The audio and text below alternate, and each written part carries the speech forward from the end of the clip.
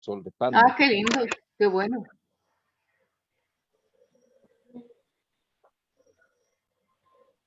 Ya estamos, Diego. Bien, sí, estamos.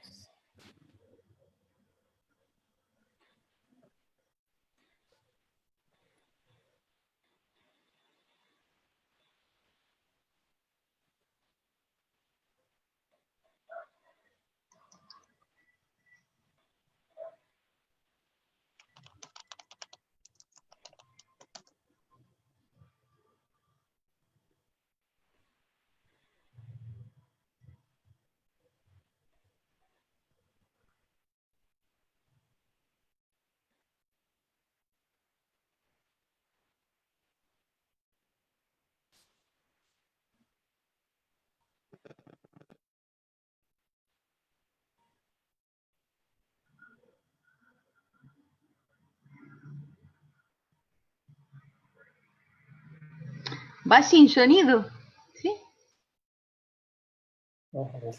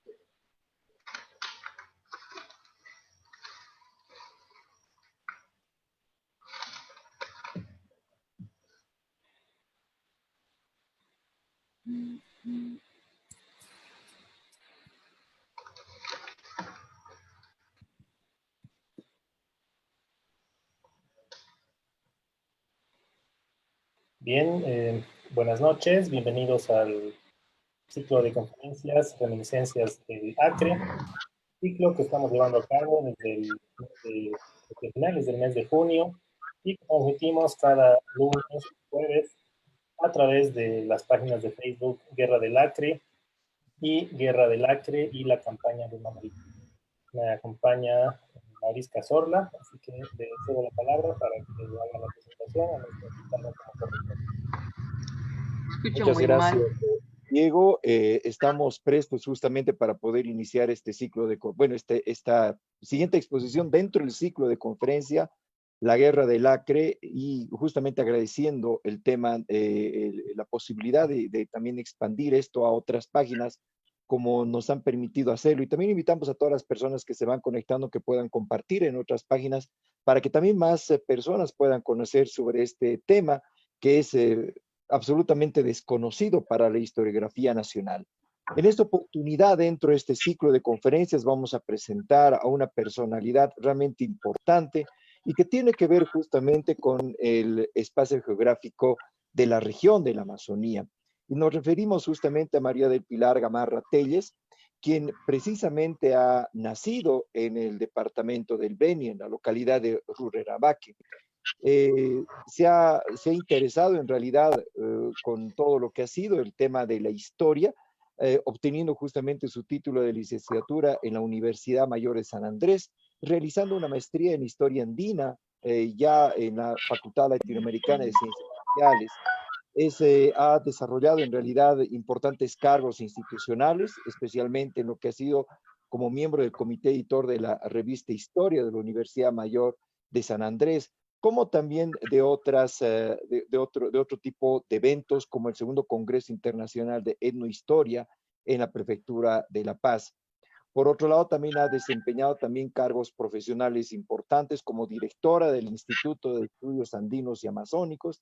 También ha sido directora académica de la Universidad Privada Franz Tamayo y diferentes cargos fundamentalmente académicos, como también ha sido coordinadora del Seminario de Procesos Sociohistóricos del Departamento de la Paz de la carrera de Historia de la Universidad Mayor de San Andrés.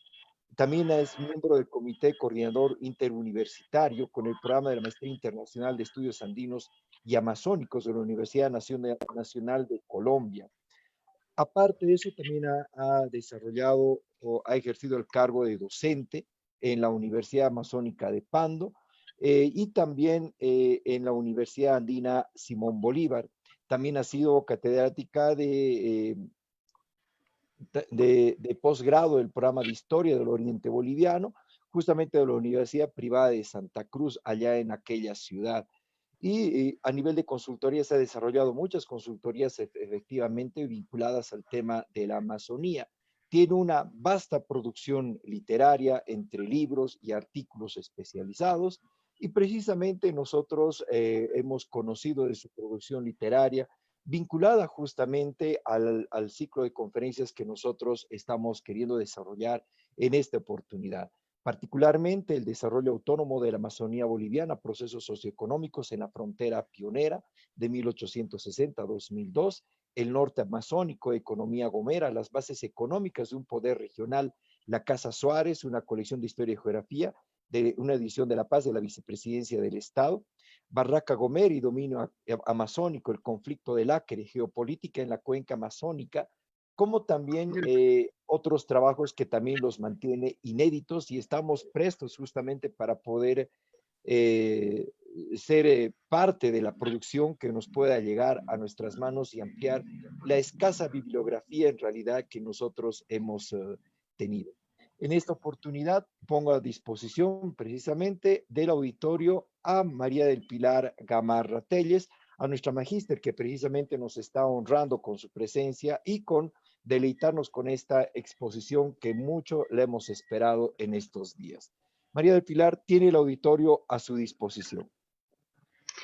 Muchísimas gracias, Maurice.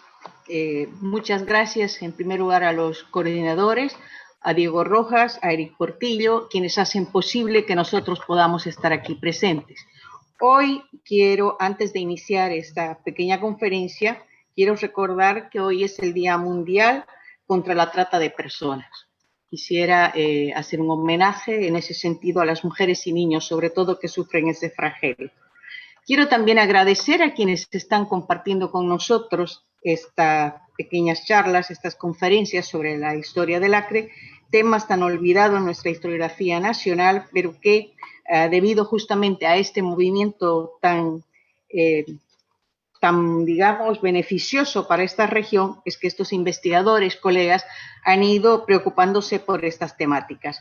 Mis colegas que me antecedieron, ¿no es cierto?, con brillantes exposiciones y temáticas diversas como el mismo Maurice, Gustavo Guerrero, Jorge Abastoflor, que nos ha deleitado también, Eric Portillo, la profesora Elvira Cazorla, que nos habló de un tema como es la salud, en fin, varios de los colegas que han aportado ya a esta temática.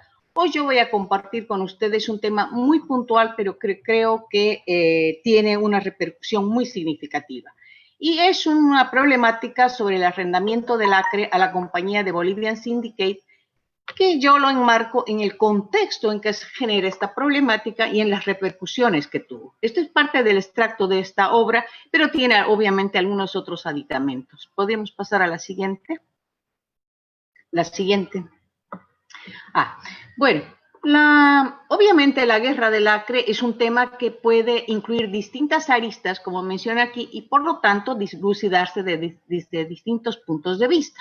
Generalmente la explicación del proceso del conflicto acreano ha sido visto desde la fase militar, es decir, la fase de la guerra, que explica, ¿no es cierto?, la relación del conflicto del Acre a través de la presencia militar y obviamente los conflictos y los enfrentamientos que se dan en ese contexto. Otra perspectiva ha sido vista desde la fase diplomática, es decir, las negociaciones que se generaron en torno a esta problemática. Una tercera tema, digamos, o arista o punto de vista que no se ha visto, que es más, digamos, olvidada, es la geopolítica en el contexto mundial. Por eso es que yo, en realidad, voy a abordar este tema, el contexto mundial, la geopolítica nacional e internacional respecto al problema del Acre. Vamos con la siguiente. Las implicaciones y repercusiones de una concesión en un extenso territorio de la cuenca amazónica boliviana, el Acre o Aquirí en lengua indígena, a inversionistas estadounidenses, británicos, belgas, alemanes, el contrato de arrendamiento a la Bolivian Syndicate ha recibido en realidad muy poca atención de parte de historiadores e investigadores bolivianos, y también la así llamada Guerra del Acre, como dice Garay, un investigador chileno, visto como un problema menor. Esta presentación busca construir una interpretación del proceso sociohistórico, geopolítico y económico gestado en torno a esta problemática. Por supuesto, los aportes de investigadores nacionales e internacionales han enriquecido esta presentación. Desde mi perspectiva, la dilucidación del contexto en que se genera y las repercusiones que conllevó la aprobación de este contrato permite comprender con una mayor lucidez el propio conflicto acreano, la instauración de las dos efímeras repúblicas del Acre, la firma del Tratado de Petrópolis, las causas que motivaron estas acciones, pero sobre todo, desde mi perspectiva, la conflictividad de las fronteras en el periodo. Por lo tanto, nosotros vamos a exponer a grandes rasgos los antecedentes internos que enmarcan este proceso, cuyas coordenadas históricas se relacionan con factores de orden económico, político, geopolítico y social. La siguiente. Nosotros vamos a empezar a ver una perspectiva un poco en la larga duración desde 1840 hasta 1900, es decir, vamos a ver un poco el contexto de lo que ocurre en 60 años. Y vamos a empezar en 1840, 1860, en lo que hemos denominado la prenacionalización de la Amazonía boliviana, que se da en un proceso de lo que también se considera como la pre-era de la goma elástica, gestada por el Frente Extractivo de la Quina o Cascarilla, la cinchona famosa conocida, en que se articula justamente la crisis de la cascarilla o la quina, va a hacer que esos pequeños capitales vayan a la economía de la goma elástica. Esto se da en un contexto en que las políticas públicas van a llevar un plan general para articular ya Bolivia, ya no al Pacífico, porque hay mucho conflicto con el problema de la salida al Pacífico y se quiere conectar vía Amazonas-Atlántico, ya sea por el Amazonas o también por la Cuenca del Plata. Este es un programa gestado durante el gobierno de José Vallivian sobre un plan general, es decir, no es que un día Vallivian amanece y dice voy a crear un departamento, no señores, es un estudio muy conciso, muy concreto, y esto tiene aparejado exploraciones, reconocimientos cartográficos, estadísticas. Es el famoso viaje también de Paravicini en 1846, que conoce las cachuelas, pero que no da cabida al reconocimiento general de lo que es el largo recorrido del río Beni, que conecta, ¿no es cierto?, prácticamente el norte de La Paz con justamente el Mamoré Madera más bien. Y esto va a culminar justamente con la creación del departamento del Beni el 18 de noviembre de 1842.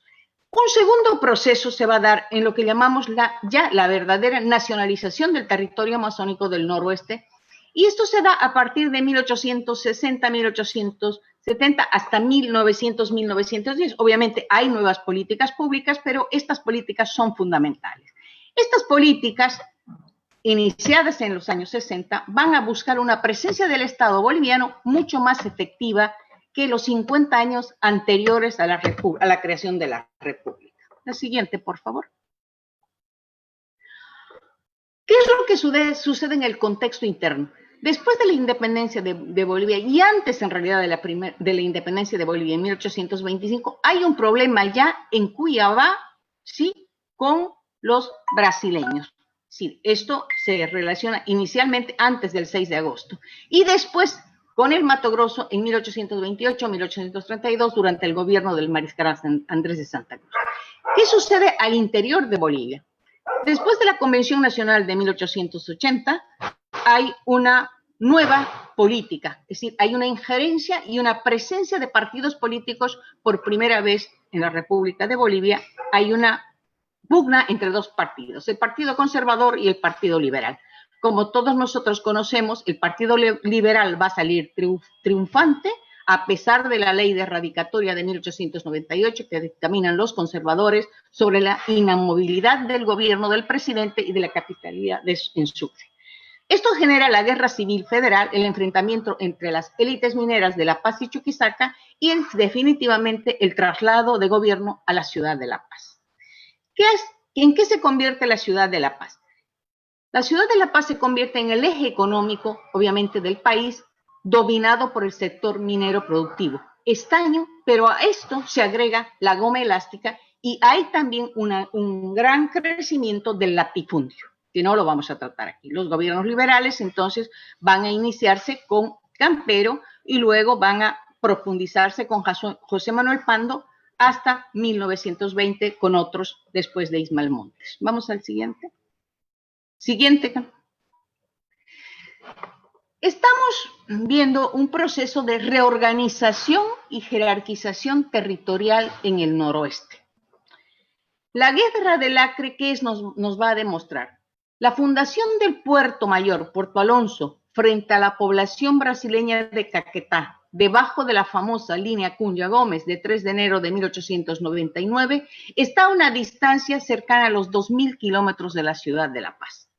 El objetivo de esta fundación es la presencia del Estado en el noroeste, que ya se había dado originalmente con las delegaciones nacionales entre 1884, las aduanas nacionales que también se dan desde 1883, y finalmente la creación de un extenso territorio, el Territorio Nacional de Colonias del Noroeste en 1900, donde justamente va a estar asentada esta delegación principal, Puerto Mayor, o último punto, digamos, de dominio y de control de Bolivia sobre el noroeste. ¿Quién está a cargo del noroeste? En realidad son los delegados nacionales, que son representantes conspicuos de la élite política del país. Varios de ellos son hombres prominentes, ministros de Estado después. Las aduanas nacionales también dan una distinta administración del Estado en esta región. Esto va a culminar prácticamente con la fundación de las ciudades que hoy están en la Amazonía, como sobre la base de las antiguas barracas gomeras. Ahí tenemos Ribera Alta, Cobija, etcétera, etcétera. Este es un acta de fundación de Puerto Alonso, es un acta original que indica justamente el 3 de enero de 1899, el año de fundación, porque ha habido mucha confusión. Muchos autores consideraban que se fundó el 2 de enero de 1899. Siguiente, por favor. Siguiente. Bolivia, ¿cuál es el contexto internacional, digamos, en que se está moviendo Bolivia?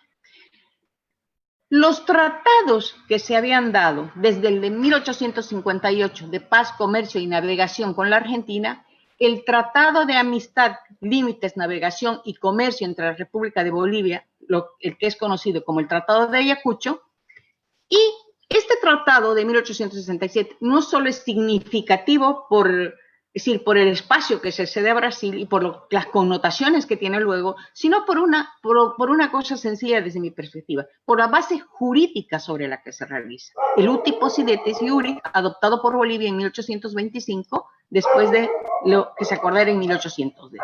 El artículo 2 del Tratado de 1867 no fue objetado hasta 1899. Por favor, quiero que recuerden estos datos. No fue objetado, se aceptaba hasta este periodo, no hubo ningún problema.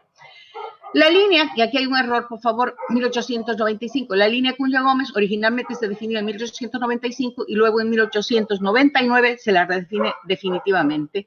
El Tratado de Petrópolis, que lo vamos a ver luego en detalle, y el Tratado de Amistad y Paz y Amistad con Chile, que se gesta 20 años después del Tratado de Tregua de 1884. Es decir, hay una conflictividad internacional en que algunos países dicen que las relaciones van a ser o las conflictividades van a establecerse a partir de visiones bilaterales, pero tienen repercusiones multilaterales. ¿Seguimos?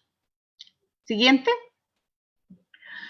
¿Qué es el contexto nacional? ¿Qué estamos viviendo en ese momento? El ascenso de economías de exportación de materias primas, la goma elástica y el estaño, con fuertes articulaciones en el mercado internacional, intercambios desiguales que se exportan materias primas y se importan mercancías elaboradas. El déficit consecutivo de los presupuestos nacionales, entre el 10 y el 5%. Para un ejemplo, en 1903 se presupuestaron 9 millones y alcanzaron 5.9. Las políticas impositivas y las cargas fiscales que van a determinar los gobiernos liberales. Y las recaudaciones aduaneras que están justamente pesando sobre la economía de exportación de goma elástica y cuyas aduanas, Villavella y Cobija, son las que producen el 60% de los ingresos al Estado por exportaciones de goma elástica. Siguiente, por favor. Siguiente. ¿Cuáles son las regiones productoras para entender un poquito esta economía y luego ver por qué se mueve todo este asunto alrededor de la economía? Hay varias regiones productoras. En Bolivia, no solamente es el noroeste, tenemos Caupolicán, tenemos parte de Cochabamba, Yacuma del Beni, etcétera, etcétera. ¿Cómo se gesta este proceso? En el noroeste, las políticas de adjudicación de tierras desde la ley de 1878, que da el impulso a los pioneros colonizadores, hasta la ley de 1915, que prohíbe las concesiones gomeras. La concesión gomera no es una concesión a perpetuidad y arbitraria. Desde la ley de 1883, la base impositiva es un boliviano por estrada gomera. ¿Qué es una estrada gomera? Es una reunión de 100 y 150 árboles.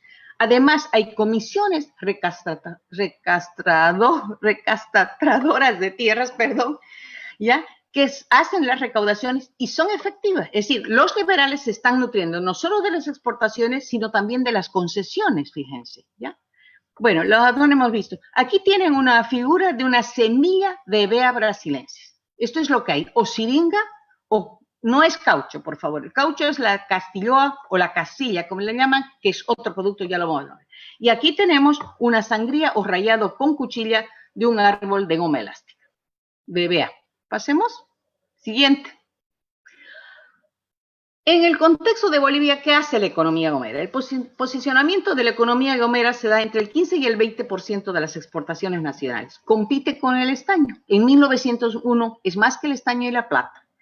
En 1901 representan el 33% de los ingresos al Tesoro General de la Nación por derechos de exportación. En el noroeste, ¿qué está pasando? El comercio y la exportación generan tasas de beneficios, y ojo aquí, entre el 35 y el 40%. 40% en el comercio y 35% en las exportaciones de gomas es superior. Hay una ausencia de entidades formales como la banca en todo el noroeste. Eso hace que aparezcan las casas financiadoras con capitales privados y con conexiones al mercado internacional. Y hay una ausencia de un mercado libre de tierras. Todas son concesiones del Estado. Se da el primer boom del frente extractivo entre 1890 y 1910. Hay una implantación de un régimen específico que se ha reconocido en otros contextos hacendatarios como commodity peonage o peonaje por mercancía. Y un mecanismo comercial explícito que es una cadena del habilito o aviamiento, es decir, adelanto en mercaderías que tiene en gran escala. No es solamente que es el patrón, el que tiene la concesión gomera, el que la hace, sino ahí están incluidas una serie de eslabones, casas comerciales nacionales e internacionales de ida y vuelta. Quien rompa la cadena de este mecanismo está fuera de las tasas de estos beneficios. Siguiente, por favor. Siguiente. Bueno, estas son cómo se exporta la goma elástica, es decir, se hacen cómputos específicos. Los puertos principales son New York, Liverpool y Habré. Hay las rutas Acre, Amazonas, Atlántico, y la otra ruta que va por el territorio de colonias, y la otra salida es Madera, Amazonas, por el Pacífico, que es la ruta Beni. Vapores y embarcaciones de pequeño calado y poca capacidad de tonelaje son las que transportan la goma elástica. Aquí tenemos un pequeño vapor y aquí tenemos la famosa lancha Tahuamano, que como verán es muy pequeña, pero claro, tiene adosada otras embarcaciones. Siguiente, por favor. Siguiente. ¿Qué pasa con esto? ¿Qué pasa en el contexto nacional? La Paz es una ciudad con ascenso de clases urbanas, una arremetida contra las comunidades andinas y bayunas, y en el noroeste se está produciendo la colonización pionera que toma las tierras de indígenas como derecho de primeros colonizadores. Hay una migración masiva luego que da una sociedad multiétnica y pluricultural, una sociedad marcadamente patriarcal, jerárquica y clientelar. La mano de obra en el noroeste es llevada a través del enganche y el habilito. Hay un debate generalizado entre los investigadores que trabajamos en la cuenca sobre el peonaje por deuda. No voy a entrar en detalles, lo podemos ver otro momento. La ley de enganche de peones se dictamina en 1896 con la idea de un poco legalizar este modelo y hacerlo menos duro, digamos. Los capitanes enganchadores usualmente son norteamericanos e ingleses y arriba inclusive hasta el Callao. Pero después hay un contrato entre siringueros y la mano de obra. Hay una fuerza de trabajo también asalariada en las barracas o en los establecimientos gomeros, como se llama en ese momento, son los jornaleros y la administración. Quiero decir y aclarar, por favor, que el siringuero nunca fue un peón o un trabajador asalariado. Siguiente, por favor. Entonces, llegamos así, grosso modo, a ver el contexto más o menos nacional de Bolivia y coincidimos en que el nuevo siglo hay cambios drásticos económicos, geopolíticos, sociales, internos y externos. Entre los externos vamos a ver que hay un nuevo escenario económico mundial, vamos a ver luego, es decir, hay nuevas economías, está el adelanto del automóvil, lo vamos a ver enseguida, un nuevo escenario geopolítico también, porque Estados Unidos es una potencia en ascenso que va a tener mucho interés en el dominio de la cuenca amazónica. Y hay un nuevo escenario también geopolítico en América Latina, es decir, se está reestructurando y jerarquizando nuevamente todos los territorios de la cuenca y los estados que participan de esta cuenca están interesados en, obviamente, tener un dominio sobre sus espacios. Siguiente, por favor. Siguiente. Bueno, esto ya lo vimos, que aquí me interesa que ustedes vean las repercusiones internacionales que tienen las acciones bolivianas. Aquí ya con el primer momento del famoso plan de Vallivian, vamos a ver que esto tiene repercusiones, por ejemplo, en París, ¿no? En la Gaceta del Valparaíso, en el Comercio del Plata, en Montevideo, en fin, en Arequipa, en Perú. Es decir, todo el mundo dice con beneplácito que qué bien Bolivia está mirando hacia el Océano Atlántico y está mirando cómo exportar materias primas novedosas. Brasil, que es la heredera del dominio y avance sobre la cuenca durante el periodo colonial, tiene una susceptibilidad ante la emancipación de las colonias españolas y las nuevas configuraciones territoriales que se están dando en la cuenca amazónica. Siguiente, por favor. Y aquí venimos con la problemática del Acre. Los asuntos de la cuenca amazónica, hay una injerencia de potencias europeas, el Reino Unido, Francia, Holanda y Estados Unidos, a tal punto que le hizo decir al ministro Paulino Suárez de Sousa, brasileño, dice, países que cercan a Brasil conspiran contra este por salida al Atlántico con el apoyo de potencias extracontinentales. ¿Qué pasa con el Acre? El Acre, como ya lo ha explicado muy bien el señor Abastoflor, era un espacio que todo el mundo definía o quería definir en unas de límites sin ninguna coordenadas, sin conocer bien el territorio. Bolivia decía que el territorio acreano al que le pertenecía tenía 355.000 kilómetros. Perú también arguía que eso por el Tratado de Badajoz entre España y Portugal, él también había heredado la comandancia de Maynas, qué sé yo, etcétera, etcétera. Y Brasil también decía que buena parte del territorio que Perú y Bolivia consideraban como suyo era también suyo y también lo que correspondía en parte a Colombia, Ecuador y Venezuela. Siguiente, por favor. Siguiente. Aquí tenemos un mapa de 1860 que nos va a mostrar más o menos lo que los países están definiendo en ese momento. Lo que yo quiero que vean aquí es cómo el territorio brasileño en la cuenca no es tan amplio como nosotros estamos pensando. Siguiente, por favor. Y aquí tenemos que las pretensiones del territorio de los estados en que participan de la cuenca, Brasil va a terminar anexándose en territorios en la cuenca cerca a 600.000 kilómetros cuadrados. Algunos autores dicen 500.000, otros dicen 540.000, etcétera, etcétera. Lo cierto es que Brasil adquirió de Venezuela, de Colombia, de Perú, de Ecuador y de Bolivia territorios de la cuenca amazónica. En el siglo XX Brasil va a llegar, y esto ya son datos del Tratado de Cooperación Amazónica, Brasil va a detentar, por lo tanto, el mayor porcentaje de dominio en la cuenca, casi el 68%, luego le sigue Perú con el 13% y Bolivia con el 11.2%. Surinam, Guayana Francesa, que son considerados países del dominio amazónico, pero no de la cuenca, ostentan obviamente prácticamente 0% y los otros países son mínimos. Entonces, es Brasil el ganador de toda la problemática y la geopolítica en la cuenca amazónica en el siglo XIX, entrado el siglo XX. Siguiente, por favor. Siguiente. ¿Qué pasa en la cuenca amazónica? El dominio comercial y económico no solo le interesa a Brasil, sobre todo Estados Unidos está muy interesado en este dominio. Y esto lo va a hacer después de la doctrina Monroe, que va a ser aplicada con el corolario Roosevelt en 1904, que va a justificar la hegemonía norteamericana en América Latina por la crisis que se va a dar en Venezuela con el bloqueo de Alemania, Gran Bretaña e Italia. La economía, aquí hay un elemento también que quiero que consideren y que recuerden, por favor.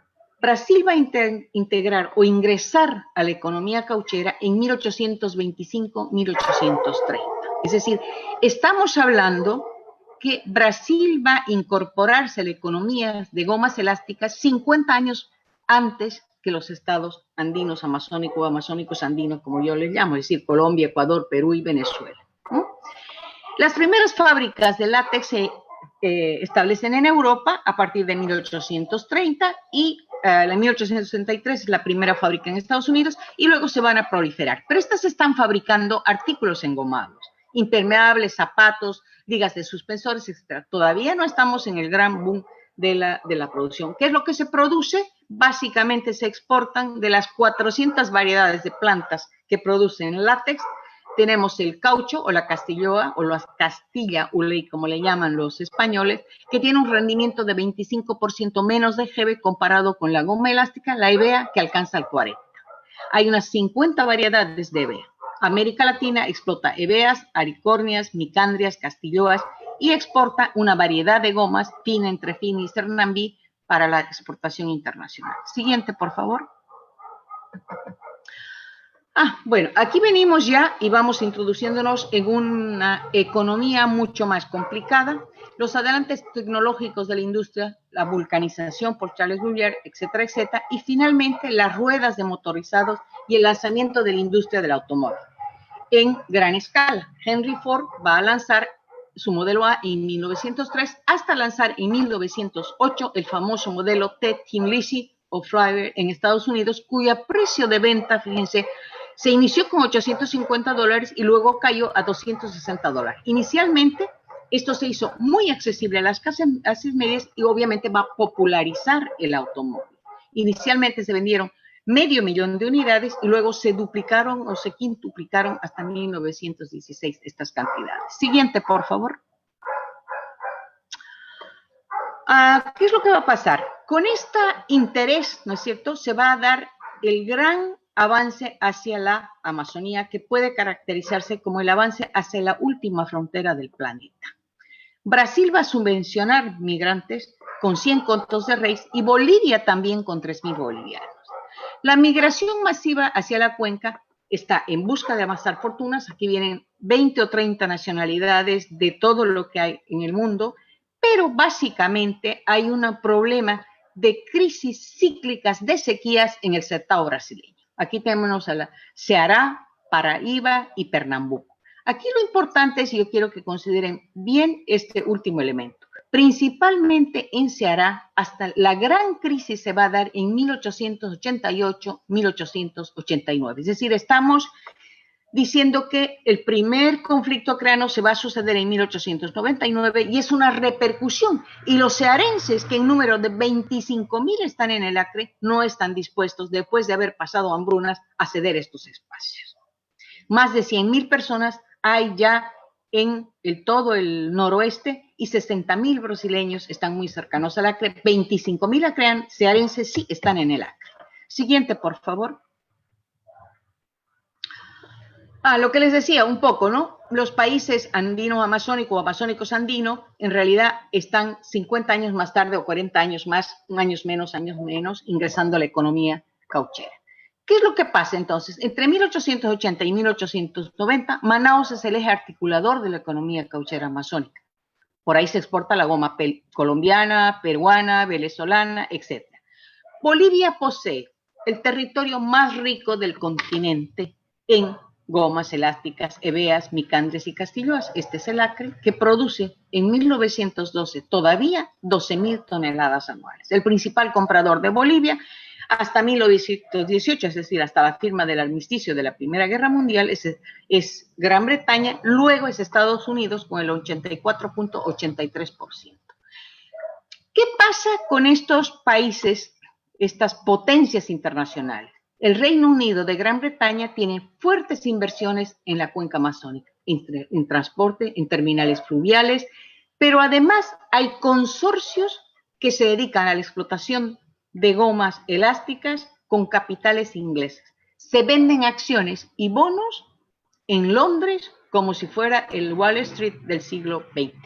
Las inversiones de Gran Bretaña en la cuenca son de alrededor de 600 millones de libras esterlinas. Solamente en compañías del caucho se proceden con 150 millones de libras esterlinas. Y esto es un informe del cónsul Roger Casemet, quien ustedes deben conocer por la novela de Vargas Llosa, El sueño del Celta.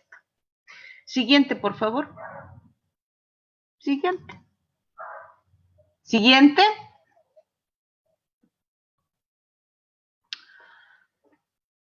¿Qué es lo que pasa? Si este es el contexto internacional, la goma elástica vale mucho. La anterior, por favor. Ya. Bolivia ha firmado estos tratados bilaterales y van a generar incertidumbre en los países de la cuenca, ¿ya? Sobre todo la línea Cunya Gómez, ya modificada después de la insurrección en el Acre en 1899. Bolivia entra al proceso ya, es decir, la cuenca amazónica, y el Acre va a ingresar en el proceso de la guerra. Los avances de Perú y los alzamientos secesionistas en el Acre, en la Primera República, la Segunda República, y aquí hay algo interesante. Van a ver los tiempos, por favor, y las fechas de estos momentos de los conflictos armados. Por ejemplo, Castro, a mí me interesa siempre hacer resaltar esto, porque Plácido de Castro, en una nota cursada a los bolivianos, va a invitarlos a que formen parte, como él dice, al recién nacido en la América del Sur. Aquí los bolivianos rechazan este ofrecimiento y ratifican las lealtades ciudadanas sirengalistas al país. ¿Por qué razón? Ni yo misma lo quiero comprender en una región abandonada por el Estado. Vamos con la siguiente. Las descargas diplomáticas que se dan en este proceso de geopolítica van a ser una presión de tenaza sobre Bolivia, ¿sí? Lo va a hacer la Argentina, lo va a hacer Perú, lo va a hacer Brasil con el Acre y lo va a hacer Chile también con los territorios no definidos o no concretados completamente en el Pacífico. ¿Quiénes son los dos presidentes brasileños que van a tratar esta problemática? Campos Sales, que es el presidente que sí va a aceptar que Bolivia tiene derecho en el Purús y que los límites están bien definidos y que tiene un derecho a la navegación. Y el otro presidente, que es Rodríguez Alves, que va a tener un viraje, sí, con respecto a la posición de Bolivia en el Acre. Las repercusiones, fíjense, en el contexto internacional nos hacen ver también la importancia que había cobrado el Acre en la economía mundial y en la geopolítica mundial. Se publicó el problema de las dos repúblicas del Acre en el New York Times el 30 de noviembre de 1900 y en el Philadelphia Inquirer en 1899.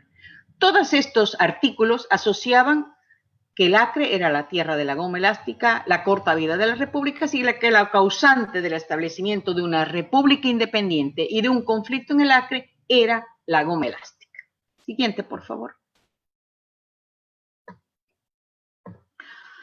Los industriales seringaristas ya en el contexto nacional van a convertirse en soldados, milicias civiles armadas, las llamo yo, defienden sus posesiones y las del país. Entre estas, la Columna Porvenir, que todos conocemos, organizada por Nicolás Suárez, dirigida junto a otros poderosos empresarios, los ataques y la recuperación de Bahía o Cobija desde 1907. Solventan buena parte de la campaña, fondos de la empresa Suárez y, por supuesto, los gravámenes a las aduanas del noroeste. Las milicias se componen también de indígenas reclutados en los gomales. Los seringaristas brasileños también forman milicias y avanzan saqueando y quemando. No olvidemos que todos los combates se van a llevar a cabo en barracas gomeras, no hay otro espacio libre, todo es bosque, y se van a dar también en los ríos. Es decir, por ejemplo, 69 ataques resisten los defensores de vuelta a empresa en solo 11 días. El asedio de Puerto Alonso se da concretamente por 400 hombres armados que están apostados a 20 minutos de Caquetá. 2/3 pertenecen a las fuerzas de línea de Manaus. Llevan carabinas, Winchester y Manlinger, que está mal escrito así, pero es lo que se maneja en el periodo, pero tiene otra nominación, pero son estos mismos rifles de carabinas. Un cañón de tiro rápido y ametralladora. La ametralladora ya había sido inventada y bueno, ellos tienen. 4.000 hombres están acantonados en Manaus y esperan el desenlace en el Acre. Estos, sumados a los 4.000 en Mato Grosso, totalizan 8.000 soldados listos para ingresar en el Acre. Bolivia no cuenta más que con un ejército no mayor a los 2.500 hombres, acantonados el 80% en la ciudad de La Paz. Esto está en las memorias del Ministerio de Guerra, por si acaso. Siguiente, por favor. Aquí tenemos lo que les decía, ¿no? Sí, por eso es que yo llamo a mi libro sobre el Acre la Barraca Gomero y Dominio Amazónico, porque en realidad los combates se van a llevar a cabo en territorio de las barracas gomeras. Siguiente, por favor. Y aquí vamos concluyendo un poco con lo de la guerra para entrar en nuestro tema que ya está bastante avanzado. Quiero agradecer de paso la elaboración de estos croquis que los ha reelaborado mi hija Catalina a partir de la publicación de Miguel Alaiza, un combatiente del Acre, que los publicó en 1925. El gobierno, dice mi amigo Jorge Cortés en 1995 en un artículo muy interesante, opta por evitar la guerra y una derrota contundente en el campo de batalla. Y yo digo y me pregunto si eligió la derrota diplomática. La división del ejército brasileño, comandado por el general Olimpo de Silveira, toma Puerto Alonso. 300 prisioneros bolivianos quedan bajo custodia de Plácido de Castro. Hasta la capitulación de Puerto Alonso, las fuerzas bolivianas perdieron entre el 50 y el 75% de sus efectivos. Las condiciones climáticas, las hambrunas, pero además, ¿no es cierto?, todos los bloqueos y aislamientos de suministros que le hacen los brasileños. Para una comparación, la guerra del Chaco, que más vidas y dinero costó a Bolivia, solamente se pierden el 25% de los efectivos. Siguiente, por favor. Sobre la base del modus vivendi, el 21 de marzo de 1903, el conflicto armado tocaba a su fin. Se iniciaba la batalla diplomática.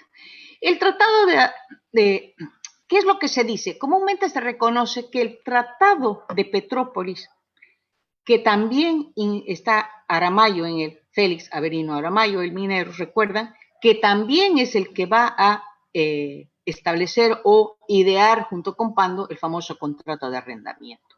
¿Cuál es el interés? Aramayo quiere establecer el Tratado de Petrópolis con el interés de liquidar los litigios y debilitar un poco esa presión de tenaza sobre Bolivia al que yo hacía referencia. Pero además quiere consumar la política con el interés de promover las exportaciones de Bolivia por líneas férreas. El Tratado de Petrópolis, evidentemente, y el Tratado de Paz con Chile tienen estos componentes: compensación pecuniaria, construcción ferrocarrilera, etcétera, etcétera. Entonces, esto es una conflictividad multilateral en la cuenca amazónica. La relación de anarquía en las fronteras latinoamericanas, consideradas por mí misma en un estudio sobre Ecuador y el caucho como nómada, otro investigador francés flotante y un investigador chileno las llama las fronteras nómadas. Hay rumores, en el momento del Acre, hay rumores de una polinización de Bolivia, Chile, Perú, Brasil y Argentina, y se cierne sobre Bolivia la sombra de una repartición del país. El gobierno de José Manuel Pando va a enfrentar el peor momento desde mi perspectiva de las relaciones con sus vecinos. Ejercen una presión de tenaza y el resultado es un estrés fronterizo por todos lados. Como diríamos en el unfargo cotidiano, el país hace agua por todos lados. Siguiente, por favor. La idea del gobierno de arrendar el Acre no era una idea salida de un día para otro. El contrato fue firmado el 2 de julio de 1901 y aprobado por el Congreso.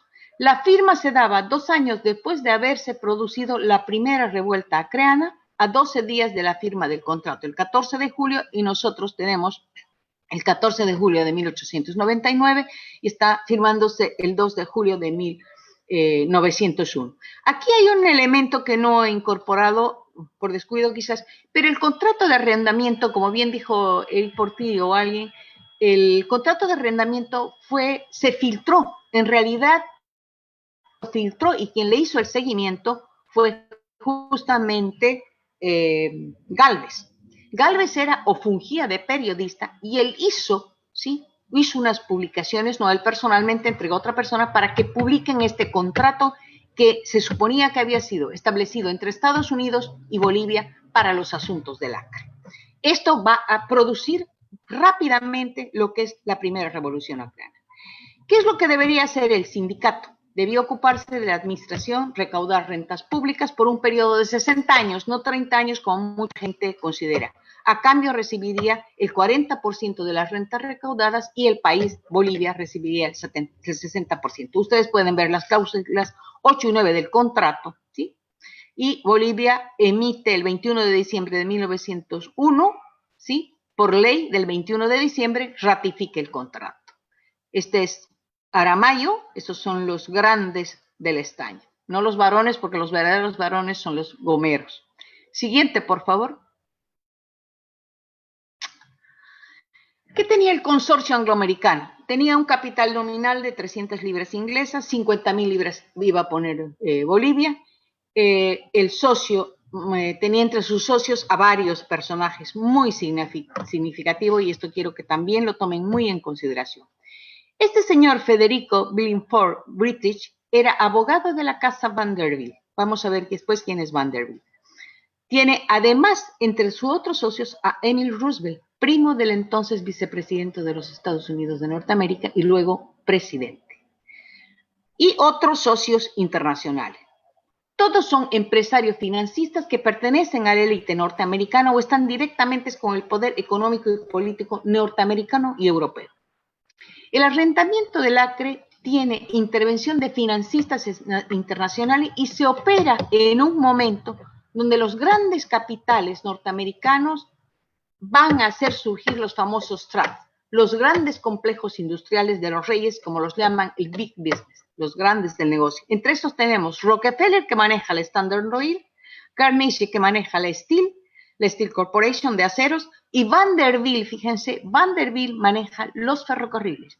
Federico Whitrich, que es el socio estadounidense en la compañía de Bolivian Syndicate, es abogado de la casa Vanderbilt y socio del consorcio de la Bolivian Syndicate. Es decir, diremos que no tenía interés Vanderbilt en los ferrocarriles en América Latina. Esto es un dato que, bueno, lo pueden ver después. El 2% de los americanos ingresan las mayores rentas americanas, 341 grandes empresas con un capital de 22.000 millones de dólares. Es el apogeo del capitalismo financiero y en eso estamos en el contexto internacional. Vamos a la siguiente. ¿Qué es lo que dice? El interés por el Acre, la región rendía por exportaciones sumas muy significativas. Se quintuplicaron desde 1897, en que se exportaron 3 millones de dólares, 7 millones en 1899 y 17 millones ya en 1900. Perdón, aquí hay un error de typeo. Son 17 millones, es decir, se habían quintuplicado prácticamente. Es decir, la región no era nada despreciable para los grandes consorcios internacionales. ¿Qué ocurre? Cuando hay un reclamo de parte de Colombia, Perú, sobre todo Colombia y Perú reclaman mucho por el contrato del arrendamiento del Acre, al margen de Brasil, que lo declara ya una monstruosidad.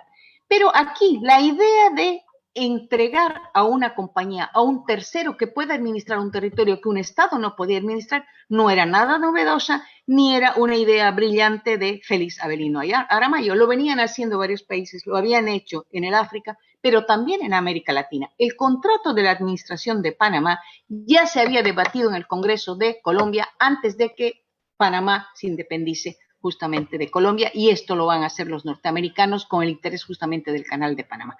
El contrato del Canal de Panamá se va a firmar el 18 de noviembre de 1903. Fíjense la cercanía. Nosotros en 1904 estamos firmando el Tratado de Petrópolis y renunciando al famoso sindicato, ¿no? Es decir, al arrendamiento del sindicato. Aquí tienen la cantidad de millones de dólares que le debía entregar Estados Unidos a Panamá y tiene mucha relación con lo que se pide también en el contrato de arrendamiento del Acre. Vamos, por favor, la siguiente. Es decir, vamos a ver cómo es la posición de la Cancillería respecto a este arrendamiento y la posición en el Acre. El presidente Campos Sales no había tenido objeción en reconocer, como les dije al inicio, el sur del paralelo 10 grados y aceptaba que era jurisdicción soberana de Bolivia. La República de Bolivia a la vez tenía la autorización para la libre navegación de sus ríos. El cambio vino a partir de Olinto de Magallanes, otro canciller que prohíbe inclusive el tránsito de barcos bolivianos en territorio brasileño. La posición fue mucho más dura cuando el futuro canciller es posesionado, es el Barón de Río Branco. El avesado canciller afirmó enseguida que el contrato de arrendamiento con los poderes dados a la Bolivian Syndicate era una monstruosidad. Les he puesto textual lo que dice en portugués. Es una monstruosidad, es un derecho, dice, que afecta a la soberanía en beneficio de sociedades extranjeras con capacidad internacional. Es una concesión, dice, que se puede dar en tierras de África, indigna de nuestro continente. Vamos a la siguiente. Siguiente. Ante este panorama de todo este conflicto que vino a llevar internacional, Hay, un diplomático norteamericano, tuvo que entrevistarse con Joaquín Francisco de Asís Brasil, dar explicaciones y el mismo ministro de la delegación en Brasil de Estados Unidos también tuvieron que disculparse y decir que jamás intervendrían en los asuntos del Acre y que Estados Unidos no iba a apoyar al Acre. Ante este panorama, el propio consorcio norteamericano de Bolivian Syndicate se vio presionado para llegar a un mutuo acuerdo, desistió del contrato, lo subrogó a Brasil, subrogó sus derechos y definió el pago de una indemnización. Inicialmente pidió 1 millón de libras y luego le fueron dadas la birria de 110,000 libras esterlinas. La misma se hizo efectiva y aquí quiero que vean, el 10 de marzo de 1903. El 10 de marzo de 1903 se cerraba la cuestión del arrendamiento del Acre con Brasil y con la Bolivian Syndicate. 11 días después de que llegaba el modus vivendi a Bolivia. Es decir, solo hay en 11 días entre lo que se cierra el contrato de arrendamiento y el modus vivendi firmado por Bolivia y Brasil, que se da el 21 de marzo. El 10 de marzo se está cerrando el contrato y el 21 se está dando el modus vivendi. ¿Qué es lo que pasa? El interés por el Acre. En 1899, es decir, instaurado Puerto Alonso, Bolivia había obtenido 3.5 millones de dólares, de enero a abril solamente, una ganancia líquida por estos impuestos de 2.8, en perjuicio de Manaus de 3 millones. El gobernador del Amazonas, José Carvalho Ramalho Jr., se alió con los comerciantes, no podía perder estos ingresos para su estado. Vamos con el siguiente. Siguiente. Aquí tenemos al famoso Barón de Río Branco, que ha sido un hombre exitoso. Ya le había interesado la cuestión del Acre cuando estaba en Alemania de embajador. Él había participado en las negociaciones de la Guerra de la Triple Alianza, en que Brasil prácticamente quebró, como lo vamos a ver enseguida, y había tenido una serie de negociaciones. Todas sus negociaciones fueron exitosas diplomáticamente. Solo, fíjense, las negociaciones de Bolivia y Perú implicaron fuerzas militares, como él indicó, persuasivas. No se olviden de los 8,000 soldados apostados en Mato Grosso, 4,000 y 4,000 en Manaus. Con Bolivia, y aquí tenemos los datos, entre 1903, que firma el Tratado de Petrópolis con Bolivia, hasta 1909, Río Branco ha sellado todas las fronteras de Brasil en la cuenca amazónica y ha definido ya la geopolítica continental en la cuenca amazónica. La siguiente, por favor. ¿Qué pasa con el contrato? El contrato se había entregado justamente a una firma para que lo cancelara. En esta firma está el Barón de Río Branco, Nathan Meyer Roche, conocido y prestigioso banquero, acreedor de Brasil por hipotecas de la guerra, y además del consorcio va a participar el un abogado, August Belmont, contratado por Rothschild para definir este asunto. En la jerga actual, llamaríamos que Rothschild tenía acciones en el consorcio justamente a través de Belmont. En la jerga actual, que le llamaríamos a Belmont, era el palo blanco de Rothschild. El endeudamiento de Brasil con esta casa bancaria provenía de la invasión de Paraguay, que demandó tales hipotecas que el pobre presidente Manuel Ferraz de Campos Sales afrontó la casi insolvencia de Brasil. Brasil quedó quebrado prácticamente. Fíjense que es Rothschild el que está encargado de definir el contrato del Acre, de definir este asunto, y es el acreedor de Brasil. Quiere justamente, yendo más avanzadamente, lo que quiere es justificar y decir de dónde voy a cobrar mis intereses y mis dineros. Siguiente, por favor. Siguiente. Este es Rothschild, y lo que hace, este es el contrato que hace Rothschild con Brasil, los Funding Loan famosos, que son una especie de negociaciones y préstamos que termina él firmando. Están obligados los brasileños a firmar, y hubo renegociaciones con la deuda de la banca Rothschild y Brasil entre 1898 y 1914. Siguiente, por favor. Y aquí para finalizar tenemos una visión de lo que es el Tratado de Petrópolis a partir de la visión de Brasil. Aquí tenemos la región cedida por Bolivia por el Tratado de Petrópolis, no comprada, como alguien ha mencionado, cedida por Bolivia. Las fronteras actuales y el territorio declarado justamente litigioso por el Barón de Río Blanco. ¿Sí? Esta es la línea divisoria que trazaba, y esta es la realidad. Siguiente, por favor. Finalmente, y aquí vamos a empezar ya concluyendo, la cancelación del asunto del Acre. Bolivia cedería a Brasil un territorio de 190.000 kilómetros cuadrados tras firma del Tratado de Petrópolis, y Brasil cedería 3.213 kilómetros, dando vía de salida al Atlántico Madera vía Río Paraguay, la laguna Cáceres, Mandioré y Gaiba, que quedaban en el lugar de Bolivia. Aquí lo que me interesa ver es cómo Bolivia recibe por el Tratado de 1904, con Chile, 300.000 libras esterlinas, pero asume Chile el compromiso de Bolivia hasta un total de 1.7 millones de libras esterlinas en la construcción de los siguientes: ferrocarriles 30 años, ¿sí?, y cuotas anuales de 100.000 libras esterlinas. Entre estos ferrocarriles estaba la región, el ferrocarril a la región del Beni, que por supuesto no se tanto ni jamás.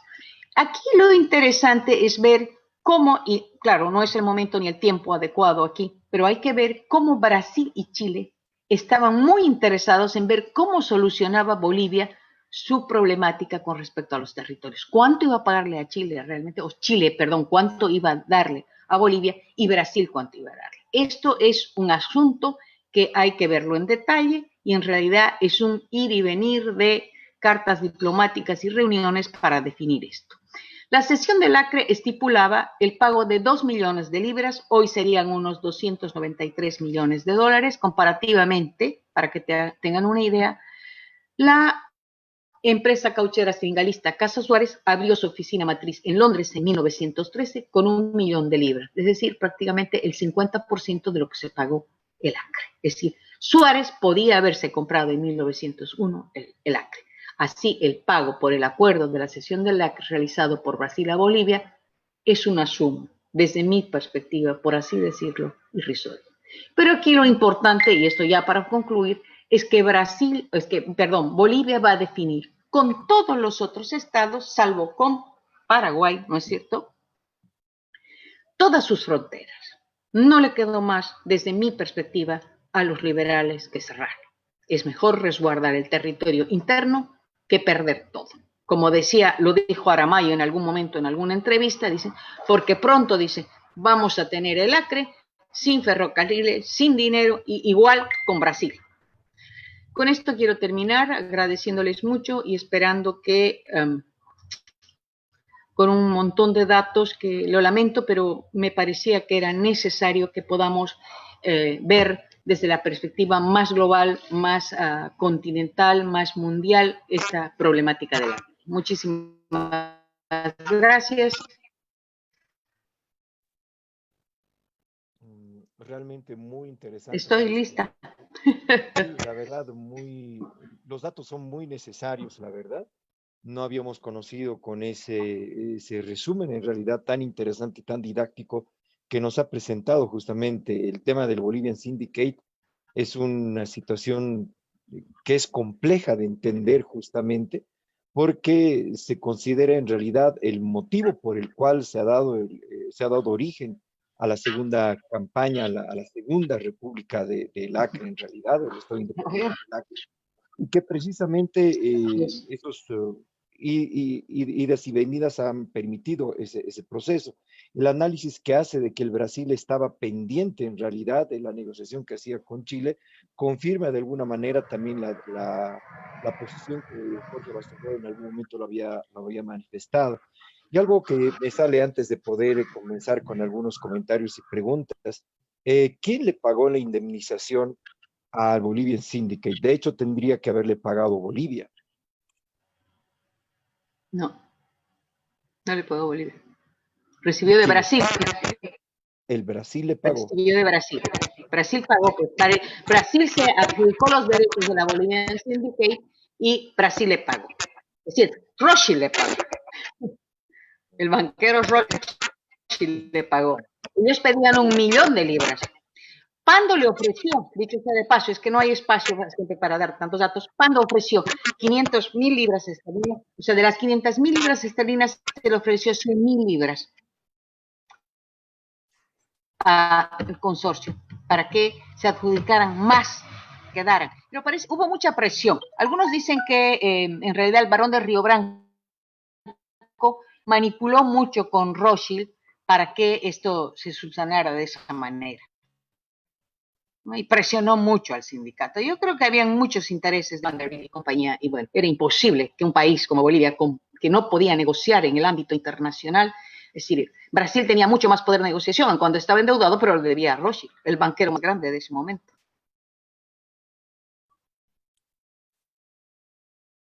No escucho, he perdido el sonido. Estás en mudo, Mauricio. Ahora sí. Eso. Ahora yo estaba adivinando. El tema del ferrocarril que debía construirse justamente hasta Guayará, dentro del Tratado de Petrópolis, ¿este ferrocarril también debía conectar al interior del país o solamente debe llegar hasta la frontera? No, debía llegar hasta Rivera Alta, o sea, la provincia de Bacariz. Se suponía que de ahí iba a conectar, no, ellos no iban a hacer todo el tramo, pero se quedó en Guayaramerín, se quedó en la frontera. De todas maneras, el ferrocarril, tú sabes que a partir de 1912, 1913, no tuvo mayor éxito en la cuestión de la goma elástica, ¿no? Viene la caída, el derrumbe de los precios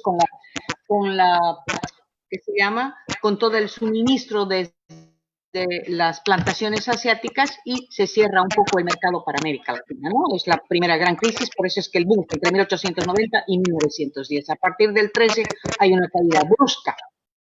Hasta el 18 entran 18.000 toneladas desde el Asia a las fábricas en Detroit. De acuerdo. Ahora sí vamos a empezar con algunos comentarios que nos han llegado. El tema realmente muy interesante. Gracias por la sistematización. Realmente ha sido muy impresionante la manera como nos ha compartido la exposición del día de hoy. José Pradel nos manda saludos, dice que ha sido muy buena exposición, muchas felicidades. Sonia Castro Escalante nos dice muy esclarecedor lo que se expone. Adelante, Diguito. Raúl Daza dice felicidades, y aquí hay una pregunta de Eric Portillo. Buenas noches, importante exposición. ¿Es cierto que existió una alianza defensiva entre Chile y Brasil contra Bolivia por el arrendamiento del Acre al Bolivian Syndicate? Los tejemanejes, ¿tengo que contestar ya? Sí. Los tejemanejes políticos y diplomáticos, ¿no es cierto? Pero se dice que sí, o sea, Vera, que es un buen investigador chileno, que tiene un artículo muy interesante que se llama Brasil y las Repúblicas del Pacífico, si no mal recuerdo. Él sostiene eso, ¿no? Que hubo una relación entre que más que todo contra Bolivia, era una alianza en bloques contra Estados Unidos. ¿Sí? Estados Unidos estaba interesado y cómo, aun cuando los capitales eran anglo-norteamericanos de la Bolivian Syndicate, básicamente era un manejo desde la perspectiva de Brasil y de Chile de Estados Unidos. Entonces, hay una alianza subrepticia entre Brasil y Chile justamente para ver. Pero más que eso, aquí hay un problema que no está bien definido todavía, es decir, no está tan profundamente investigado, y es que Chile y Brasil van a estar espiándose mutuamente para ver cuánto se paga Bolivia. ¿Sí? Eso es lo que los tiene en ascuas. Si Chile le va a pagar más a Bolivia, si negociado, no se olviden que los dos tratados se refrendan en 1904. He perdido la... Es que eso de vivir en la Amazonía es complicado. No, está bien, se le ha escuchado, María del Pilar, no hay problema. Luego tenemos también a Sonia Castro Escalente, que dice: felicidades, expositora. Me atrapó su disertación, efectivamente, muy didáctica. Y Eric Portillo nos vuelve a preguntar: ¿qué pasó con el Bolivian Syndicate después que el Brasil se posesionó del Acre?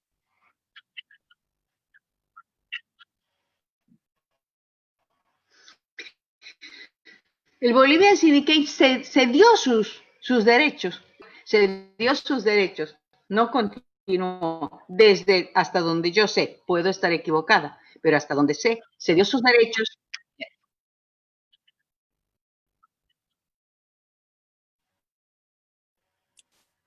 Cerró el contrato, perdió sus derechos de contrato porque le pagaron la indemnización, pagaron a su abogado, le pagaron a ellos y cerró el contrato y no tuvo más injerencia hasta donde yo conozco, puedo estar equivocada.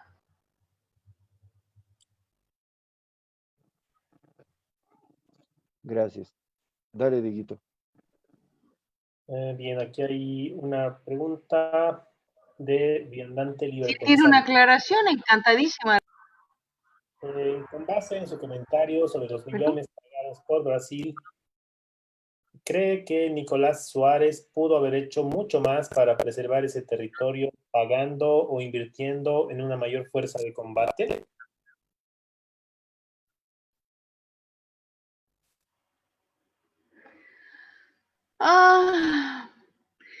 Invirtió bastante y están en los documentos en el archivo de la Casa Suárez situado en Guayaramerín, donde están es decir, todas las boletas de pago que le debe el Estado boliviano por derechos de apoyo a la guerra, ¿sí? Y eso que, como dicen ellos, no se han cobrado por indemnización de guerra todas las devastaciones que sufrieron las barracas gomeras, no solo de Suárez, sino de todos los empresarios. Algo que no se computó, el Estado boliviano no le importó, perdieron muchísimo, porque no solo había goma, habían mercaderías. Y valga la aclaración, por ejemplo, en Bahía era un centro de acopio de sus mercancías importadas de la Casa Suárez. Y explotó, ¿saben por qué? Porque tenía municiones, rifles, perdigones, pólvora. Por eso explotó con tanta facilidad Bahía.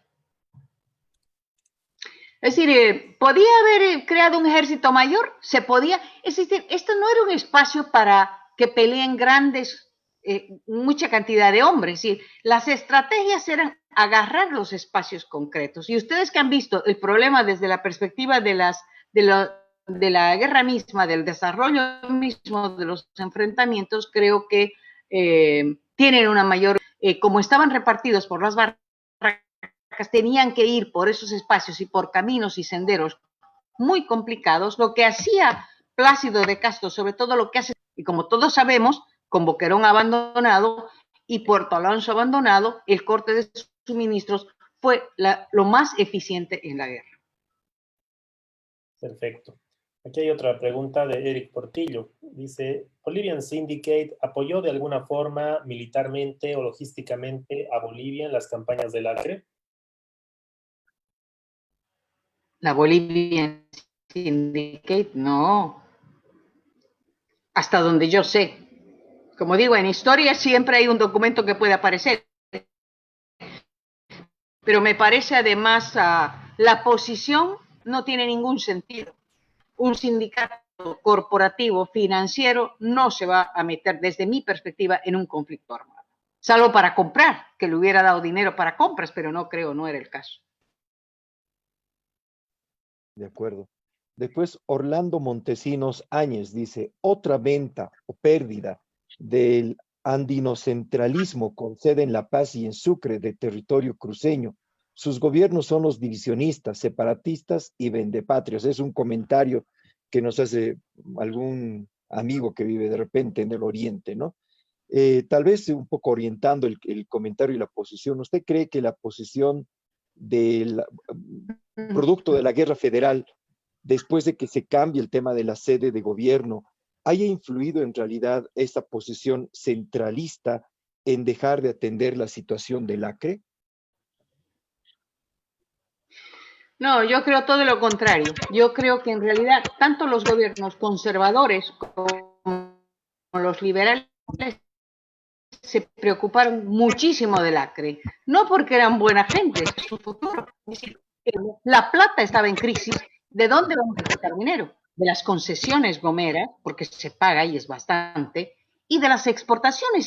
¿Cómo va a despreciar un país como Bolivia 16 millones de dólares que se están exportando por el Acre? No puede. Por eso es que en realidad el levantamiento no es solamente que se funda Puerto Alonso, es que se van a hacer las concesiones a nombre de Bolivia y se van a pagar, los brasileños tienen que pagar el 30% ad valorem sobre las exportaciones de caucho. Es decir, son complicaciones que le van a quitar muchísimo a Manaus. Bolivia no está expando ni no están dispuestos a perder todo eso, ¿no? Es decir, hay una geopolítica y yo creo bastante concisa, tanto de los conservadores como de los liberales. No se olviden que Puerto Alonso no lo crea Pando, lo crea Severo Fernando Salonces, pero hay una cosa que hay que conocer, que fue a instancia de Pando. Pando fue el ideólogo de la creación de una delegación allí. Es interesante esta posición, licenciada María del Pilar, porque en realidad hay una corriente especial que habla de que Pando en realidad es el culpable de la pérdida del territorio del Acre. Sin embargo, creo que pensamos también todo lo contrario, porque también ha sido explorador, ha permitido justamente la última comisión para fijar los límites con el Brasil, y como dice, ¿no? Ha promovido en realidad la fundación de Puerto Alonso por el señor Paravicini justamente en 1898, y como nos ha dado el dato, efectivamente ya tenemos el dato exacto de la fundación de Puerto Alonso.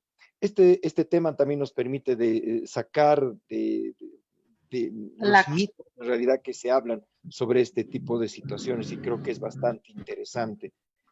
No sé si tenemos más comentarios, Diego. No, esos son todos los comentarios y preguntas. Excelente.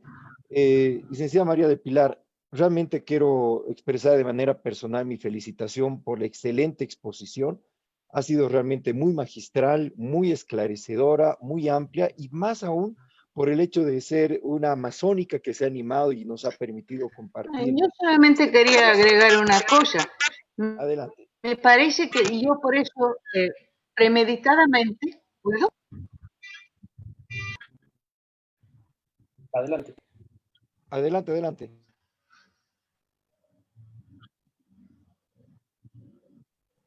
¿Yo? Le escuchamos. Sí, ¿O adelante.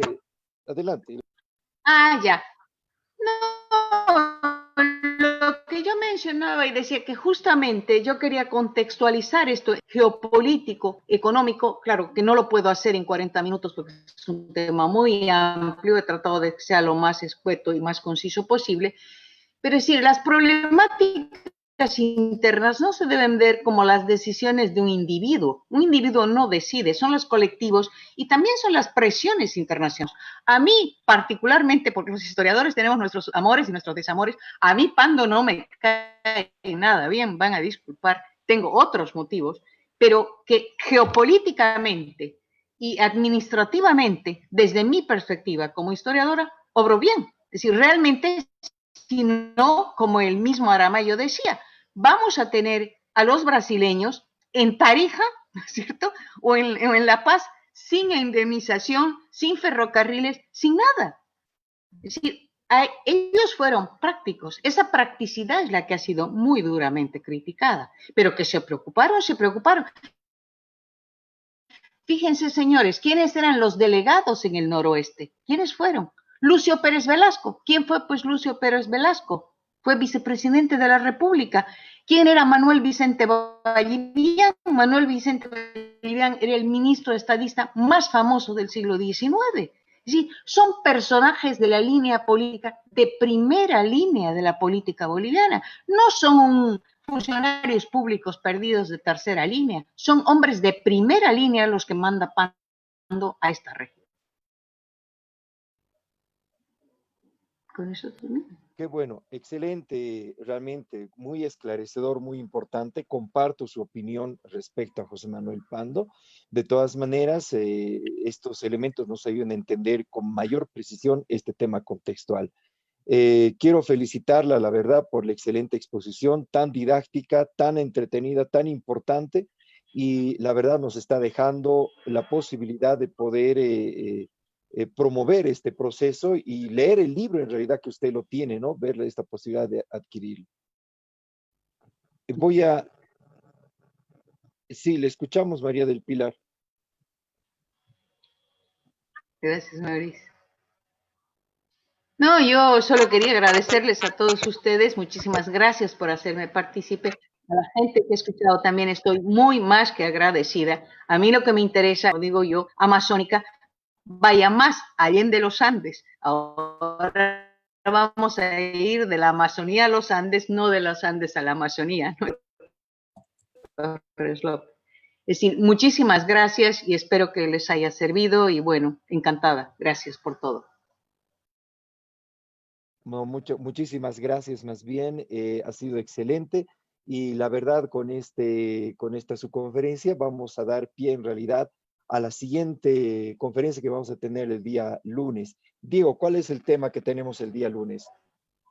Así es, bueno, este día lunes 3 de agosto vamos a tener como expositor a Diego Villar con el tema Poznański, la lancha Iris y los vapores caucheros en la Guerra del Acre. Una lectura.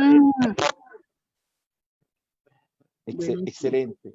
Es realmente un tema muy interesante y obviamente los invitamos a todos a participar, a ser parte justamente de este proceso que lo vamos a desarrollar el día lunes a las 8 de la noche también en este mismo grupo de la Guerra del Acre, la campaña del Manuripi, y también agradecemos a los grupos que nos han permitido compartir como Historia de Bolivia, documentos históricos, como también la Ruta de la Medianoche, Historia de Oruro, la revista Historias de Oruro, que nos han permitido también compartir esta magnífica conferencia. Licenciada María del Pilar, realmente agradecidos nuevamente y esperemos que nos podamos encontrar en otro espacio para seguir hablando de este tema que todavía falta mucho por profundizarlo. Muchas gracias, muy buenas noches a todos. Gracias, Diego, gracias también a Catalina, que es su hija, que nos ha apoyado con la presentación.